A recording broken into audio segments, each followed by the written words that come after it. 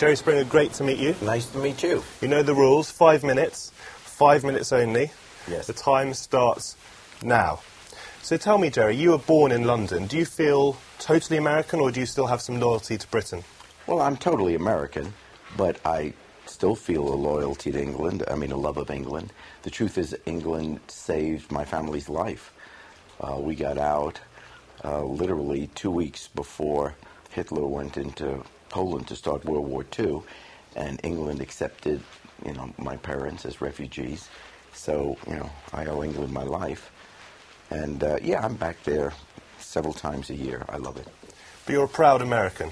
Sure. I was, my parents believed in the promise of Miss Liberty, Statue of Liberty, when we sailed to America in 1949 on the Queen Mary. I had asked, my mom told me in later years that when we sailed past the Statue of Liberty, I'd asked her, what does that mean? Because everyone was oohing and ahhing about it. And she said in the German she spoke at the time, Ein Tag alles, one day everything. And she was right. In America, all things were possible. So in one generation, my family went from extermination to this ridiculously privileged life I live today because of my silly show.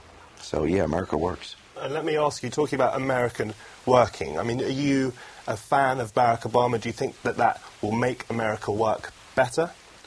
Well, no one person will make America work better. The beauty of America is that all things are possible, that he is a manifestation of that. He is evidence of the fact that no matter what your background, no matter who you are, no matter who your parents were, you don't have to have been born rich or with title.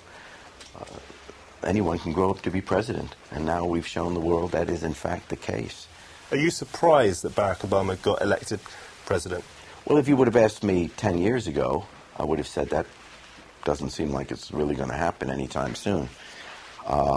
But within the last year, it became clear that this was a real possibility.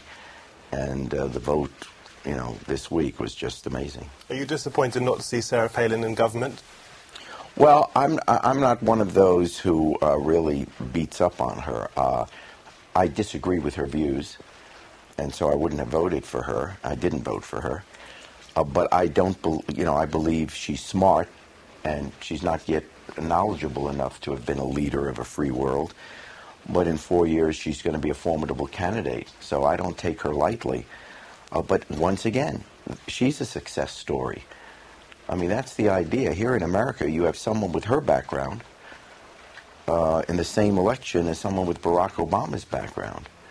And that's kind of neat. So let's talk a little bit about you, because you came from London to New York when you were about 5. Yes. You started off life as a political reporter. Well, actually, I started off life as out of law school as a lawyer. My first job was with Bobby Kennedy. And then when he was assassinated, I took a job as a lawyer. You were an aide to Bobby Kennedy? Yes. And then I became a lawyer, and then for 10 years, was a city councilman, and then I became mayor of Cincinnati.